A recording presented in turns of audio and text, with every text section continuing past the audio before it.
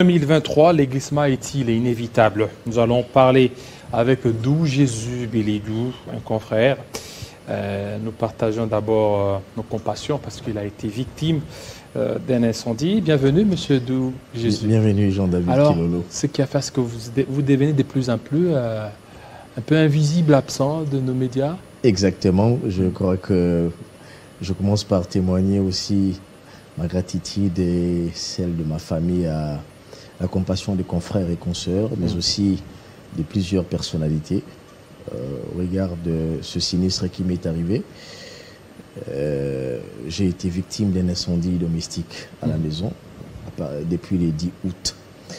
Cet incendie qui a obligé ma famille et moi personnellement à habiter loin de notre confort parce que nous avons pratiquement tout perdu. Heureusement, nous avons glorifié le Seigneur de nous avoir préservés en vie, moi, ma famille et les enfants. Ils étaient où, les enfants? Et nous sommes ensemble, la famille réunie. Non, et pendant ce sinistre, les enfants étaient où? Nous étions quelque part ensemble. Il fallait aussi essayer de s'isoler et penser à ce qui nous est arrivé. Il fallait se remettre en cause. Il fallait consoler les enfants surtout pour ce traumatisme, parce que je rappelle que ce sinistre est arrivé pendant que les enfants étaient pendant les grandes vacances, et ce qui a fait que les enfants ont été traumatisés. Il fallait rester avec les enfants, il fallait parler aux enfants, il fallait disparaître pendant un moment dans nos lieux habituels de travail, notamment dans nos bureaux, notamment dans les télévisions. Personnellement, je te remercie et je remercie tous ceux qui nous ont quand même apporté leur soutien tant moral que matériel ou financier pendant ces sinistres. Et donc, gloire à Dieu, nous avons la famille réunie, il n'y a pas eu d'irréparable.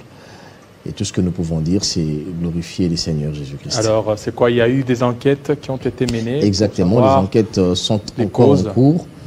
Je ne peux pas affirmer des choses dans les médias. On parlerait, non, pas. Il faut élaguer cette thèse-là. S'il s'agissait d'un incendie criminel, je pense que c'est rassurant. Je l'aurais dit et les enquêtes l'auraient démontré. Je ne suis pas un populiste, j'ai toujours l'habitude de le dire. Cet incendie s'est déclaré à 13h, et pendant que j'étais au bureau. Et je suis arrivé et je constatais, certains parleraient d'un court-circuit électrique. Et les enquêtes sont en cours pour déterminer effectivement qu'est-ce qu'il en est. Et ce n'est qu'à l'issue de ces enquêtes que nous pourrons voir, nous pourrons dire dans les médias ce qui nous est arrivé. Et le plus important, c'est que Dieu nous a préservés. Il fallait compter d'abord sur Dieu, il fallait compter sur nous-mêmes, parce que c'était une dure épreuve. Gloire à Dieu. Je suis par devant vous et je retrouve un peu les téléspectateurs le plus important, c'est que vous soyez en vie, 50. vous et ainsi que toute votre famille. On ne se plaint pas. Voilà, ça c'est les plus importants. D'où Jésus. Il y a l'actualité qui défraye la chronique. C'est le dossier de 21 000 $ américains comme émolument des députés nationaux. Il y a des invisibles.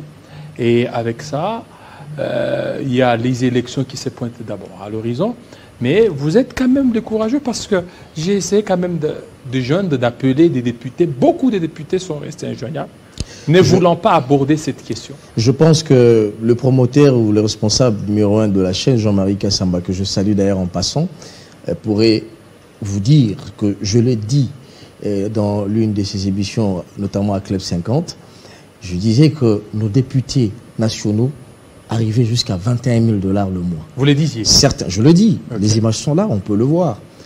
Et je déplorais justement cette situation. Certains confrères m'ont pris à partie, certains ne m'ont pas compris. J'ai été victime de plusieurs critiques, pourtant c'était la vérité. Et aujourd'hui, lorsque je vois ces débats soit remis en surface et qu'on en parle dans toute la sphère et politique et sociale, je pense que il faudrait reconnaître aussi qu'il y a des journalistes qui avaient mené des investigations bien avant, parmi lesquels je suis les timoniers, et j'ai imposé ces débats. Aujourd'hui, on parle de ce débat dans les médias. Je l'ai dit il y a 2 mois ou 3 mois. Mais je suis quand même surpris, parce que moi je l'ai dénoncé en son temps.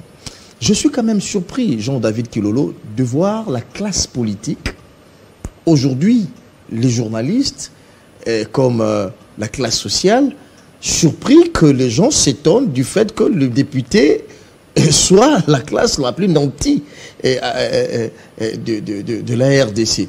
Je suis quand même surpris parce que la situation n'a pas commencé aujourd'hui. Si on parle de 21 000 $ aujourd'hui, mais hier, à quoi valaient-ils les 10 000 $? Avant-hier, etc. Et donc, ces députés, on nous a habitués comme ça à le voir avec des salaires faramineux, avec un traitement de privilèges au détriment des fonctionnaires de l'État, de la masse qui travaille. Ça, c'est toujours, c'est les quotidiens, c'est les bénis.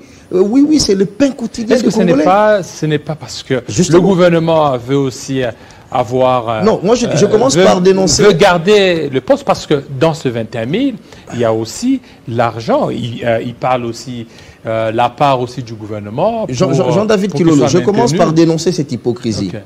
C'est une hypocrisie de la classe politique. J'ai vu Fayoulou s'agiter aussi dans les médias comme tout le monde.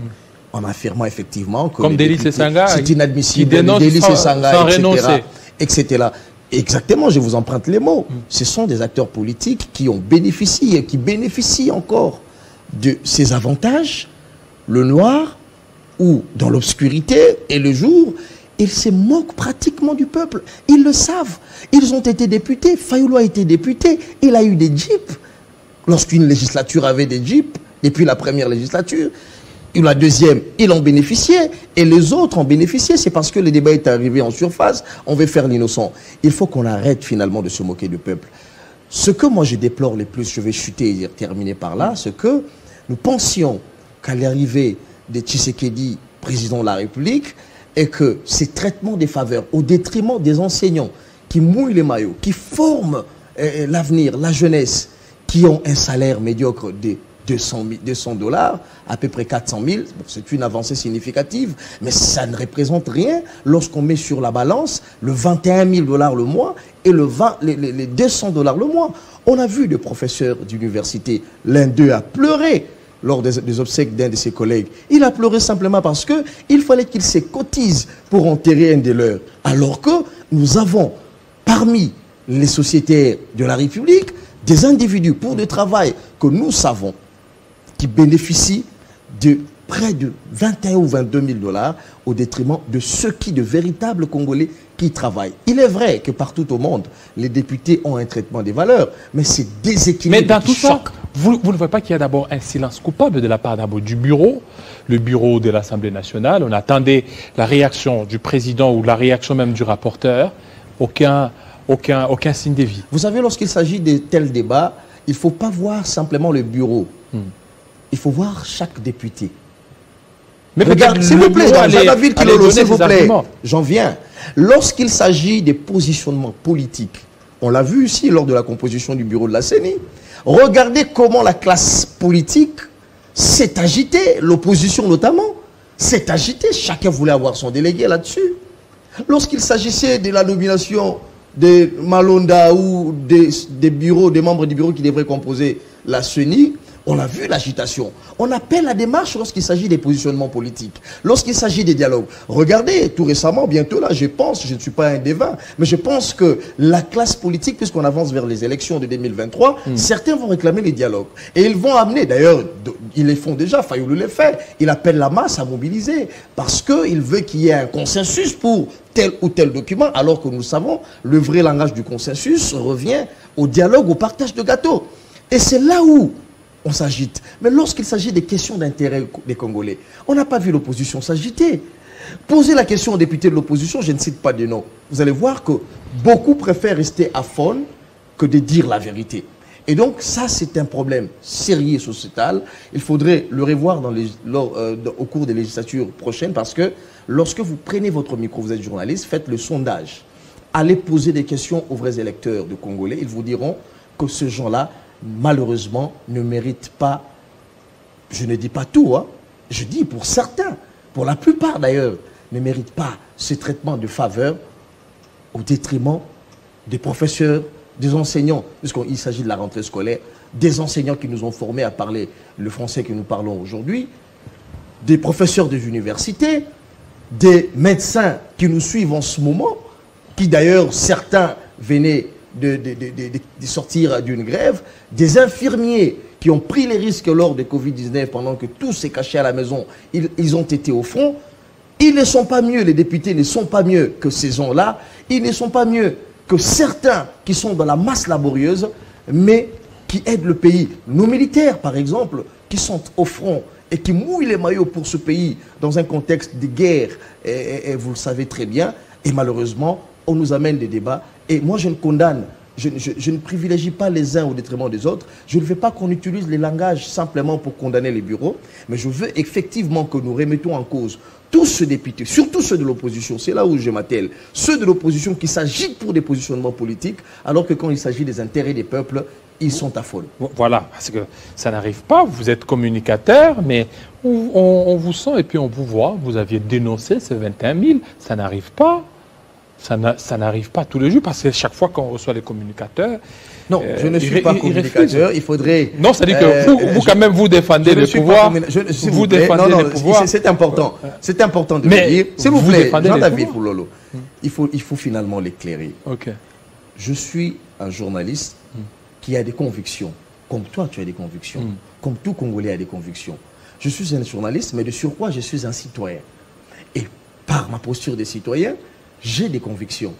Et c'est sur base de mes convictions, Jean-David Kilolo, qu'après les sinistres qui m'est arrivé, je n'aimerais pas dire ici que je m'attendais à grand-chose ou à un extraordinaire par rapport au sinistre qui m'est arrivé. Mais je suis resté, moi, journaliste, j'ai appris à essuyer mes peines seul et à garder mes convictions. Et c'est ce qui me motive à passer dans le média et à garder mes convictions. Voilà, on parle... Je dis ceci, je termine par dire ceci. Je soutiens les efforts de Tshisekedi, Félix-Antoine Tshisekedi, dans plusieurs secteurs, notamment dans la réforme de l'armée, dans la diplomatie, etc.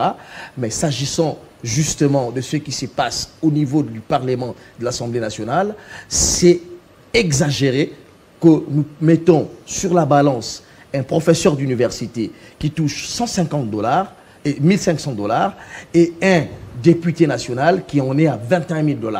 Et lorsque vous mettez les débats en surface, vous allez constater qu'il y a de l'hypocrisie parce qu'il y a des individus qui en bénéficient et qui en ont bénéficié bien avant. Et aujourd'hui, pour des fins populistes et électoralistes, je fais allusion à Faïlo par exemple, il est en train de vous brandir 21 000 comme si les autres c'était des démons, alors que ces traitements de faveur, il en a bénéficié. Et comme beaucoup d'autres députés qui sont dans l'opposition, il faut qu'on arrête avec de l'hypocrisie. Il faut qu'on voie un débat. À chaque fois qu'il s'agit d'un débat qui concerne de l'argent, à chaque fois qu'il s'agit d'un débat qui concerne les émoluments des députés nationaux, on nous présente un huis clos.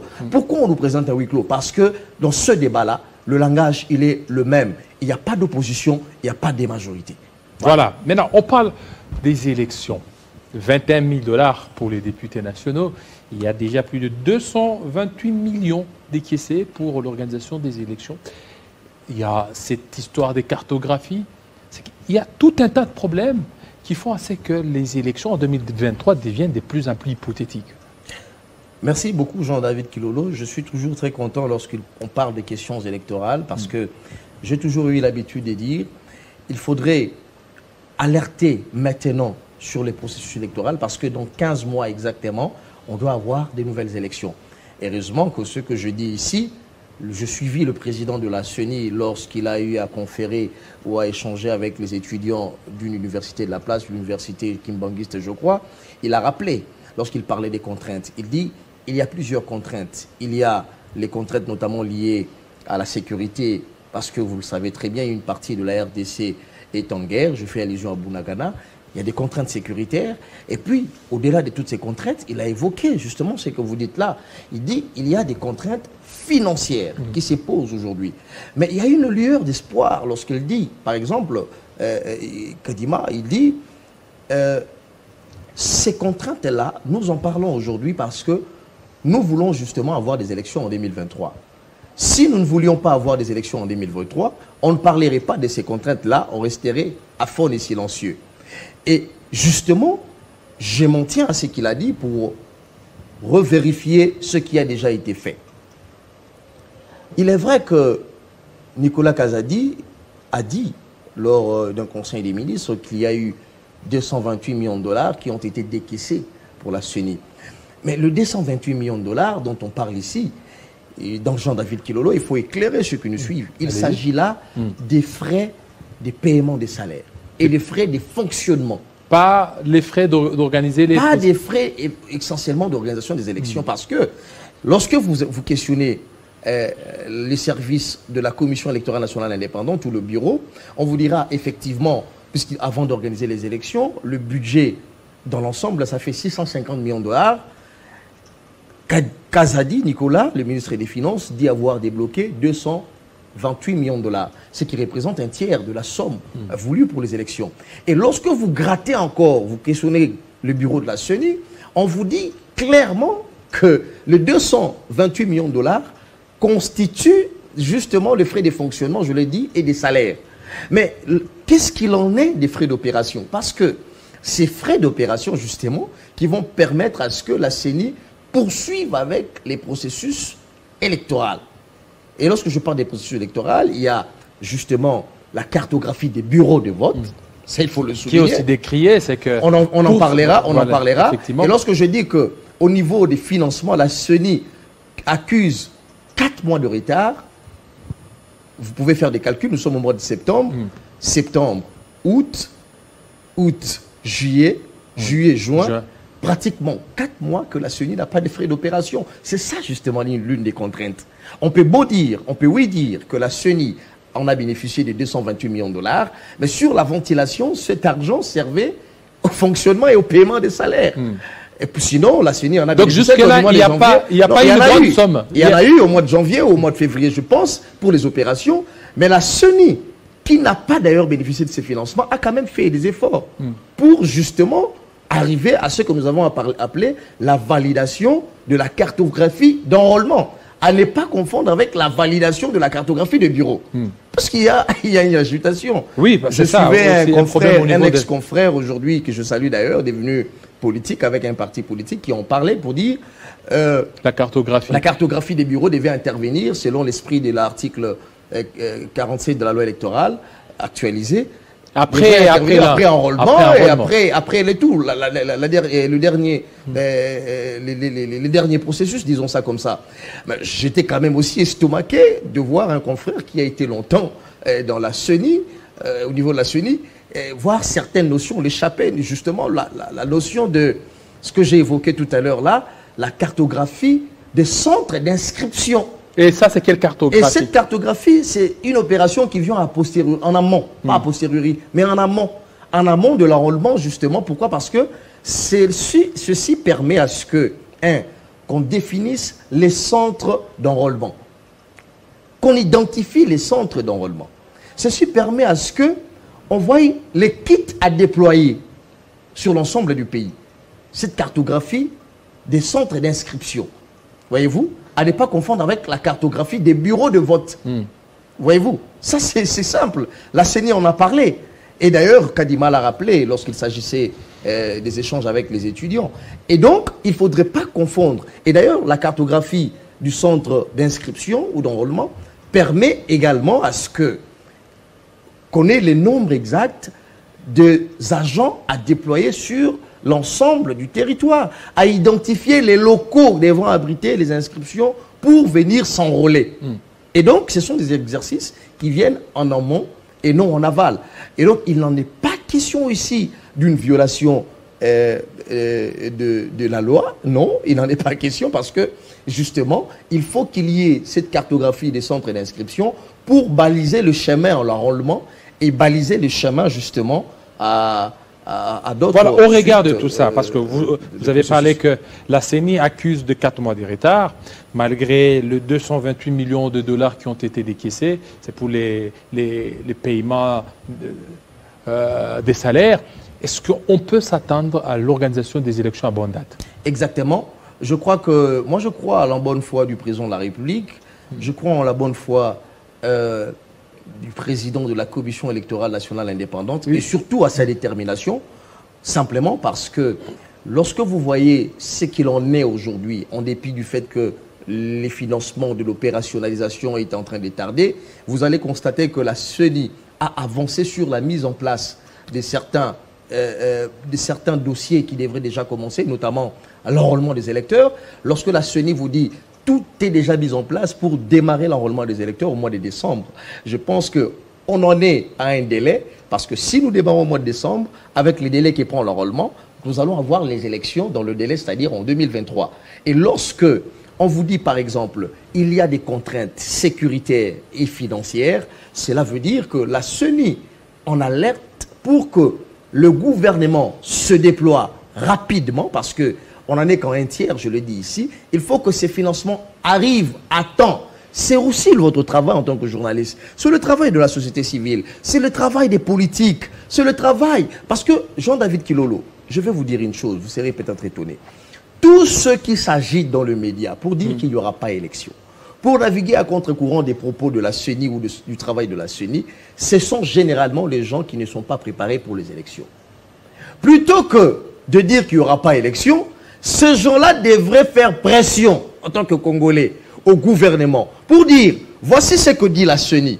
Nous n'avons pas de financement de 4 mois des élections alors que nous devons organiser les élections dans 15 mois. Donnez les moyens à la CENI pour qu'il n'y ait pas de prétexte. C'est ça le débat de ceux qui veulent les élections. Le gouvernement donne seulement aux députés 200 justement, c'est ce que nous décrions. C'est ce que nous décrions. Et donc, 21 000 $ fois 500, c'est beaucoup. Hein. Et donc, nous pensons que la CENI est déterminée au regard du travail abattu. Lorsqu'on vous dit, par exemple, l'enrôlement et l'identification vont intervenir déjà au mois de décembre ici. Au mois de décembre. Au mois de décembre, ce sont des signes qui annoncent ces élections avec pompe en 2023, mais quitte à nous maintenant de dire au gouvernement, quitte aux Congolais de dire au gouvernement, si nous ne voulons pas avoir un chaos en 2023, si nous ne voulons pas avoir un glissement comme vous le dites, si nous ne voulons pas avoir de suspicion maintenant là, il y a encore des signes, il y a encore des conditionnels qui sont là, ce qui fait que c'est pas trop sûr. Non, ce qui fait que nous sommes dans les délais. Le gouvernement, avec la mobilisation des recettes aujourd'hui, vous le savez très bien que les régies ont triplé, ont quadruplé les recettes, justement grâce à la patrouille financière de l'inspection générale des finances, l'IGF, qui aujourd'hui a bouché tous les trous où il y avait coulage de recettes. Aujourd'hui, on voit comment est-ce que les recettes explosent au niveau de la DGDA, de la DGI, etc. Parce que la patrouille financière implémentée par l'inspection générale des finances, conduite par son chef des services, Jules Alinguet Tekei, on sent qu'il y a une mobilisation de recettes. Le prétexte pour ne pas financer la CENI n'y est pas, pratiquement. On voit les dynamismes qu'il y a aujourd'hui dans la mobilisation des recettes, on voit le sérieux dans la mobilisation. Mais on voit cette embellie financière. Le retard là, comment rattraper les retards de 4 mois, oui. Nous sommes dans le délai. Il suffit simplement que le gouvernement mette le moyen, que le ministre des Finances mettre les moyens pour les frais d'opérationnalisation de la Commission électorale nationale indépendante. Je pense que Jean-David Kilolo, la question de la CENI sera définitivement résolue. Il faut maintenant la taper du poing sur la table.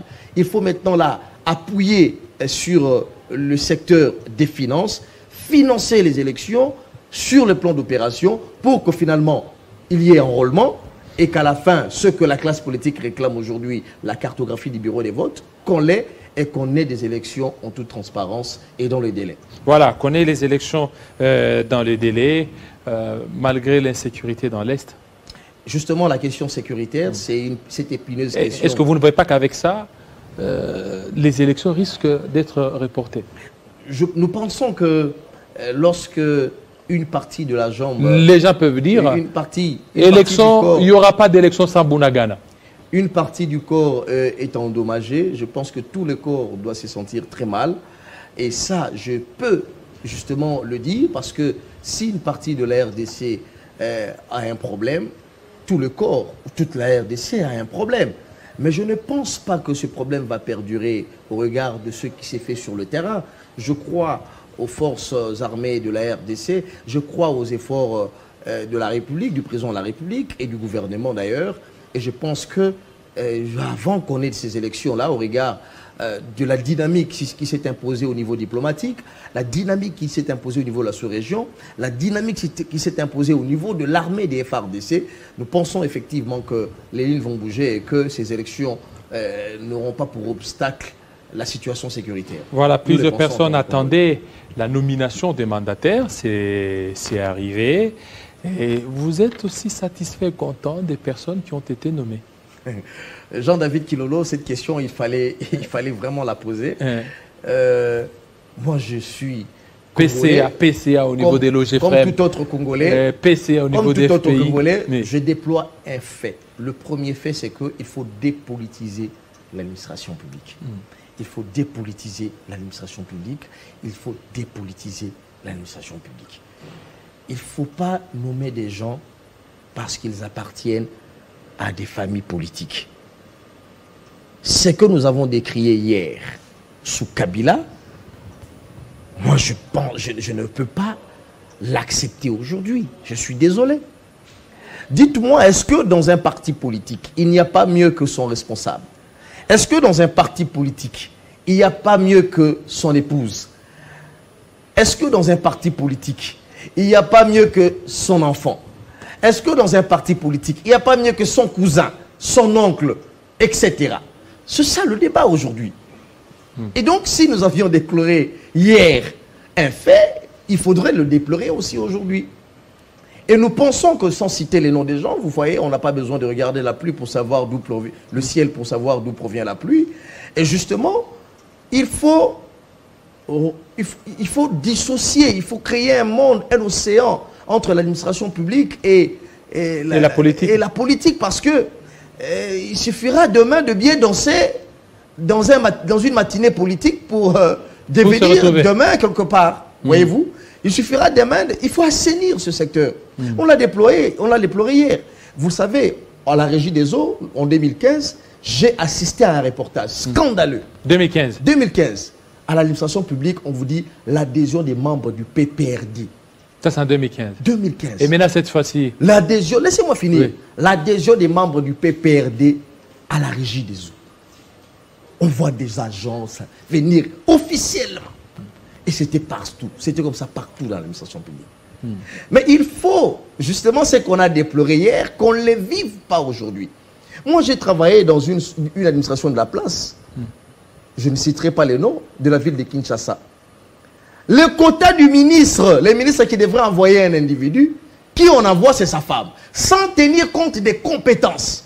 Mais on a vécu ce qu'on a vécu, les calvaires.